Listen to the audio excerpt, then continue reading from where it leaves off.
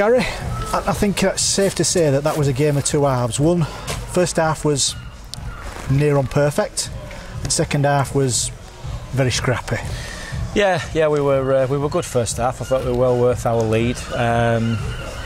Again, we've lost a number of, lost a couple of players. Now Walker on the first tackle of the game, and then Harvey with a cut under his cheekbone. So we were down to 15 players for the majority of the game, I think, certainly the second half. But yeah, it did become very scrappy. I thought West Wales stepped up a little in the second half and made it difficult for us. They've certainly improved. I thought they had some good players out there. A couple of decent forwards who ran hard, and a decent half-back, and Hooker did quite well out of dummy half. So yeah, it was a tough afternoon for us in the end. What looked like a reasonably comfortable first half turned out to be quite awkward in the second half. We showed the players when we stopped earlier on today a bit of a highlights reel of the season so far and some of the good stuff that they've done. And some of those tries that we scored in the first half had graced any highlights reel. Yep. Particularly the one where Dom sent Straffin under the sticks.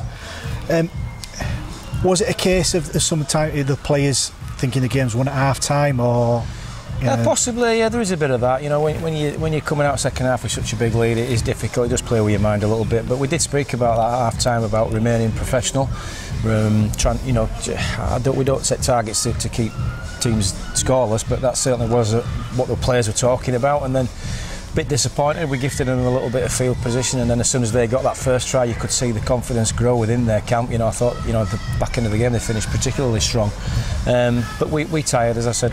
Jordan had to be out there for 30 minutes, and because of Lockett, we lost two players, and we'd already lost Joe before we set off because he's isolating through COVID. So we were down on numbers a little bit, but that can't be an excuse. I still thought the way we executed our plays in the first half was very good. I thought we played some of the best stuff we've played all year. Which will bode as well for tougher opposition and bigger games to come.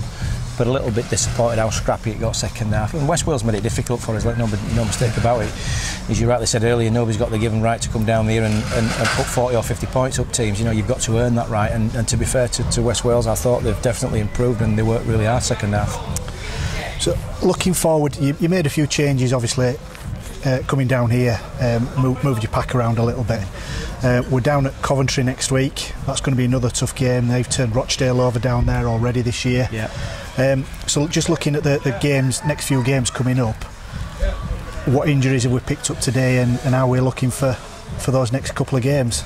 Yeah, well, we left Zach out today because he's got some trouble with his rib, and he's been in Jamaican camp this week, and they sort of advised him not to play this week, so he should be all right. I don't think that's anything major. I'm hoping Harry Kidd's going to be back, so we'll have some selection headaches next week. As I said, we lost Joe McLean, who I think's been going particularly well over the last few weeks. His missus has tested positive, so he's having to isolate.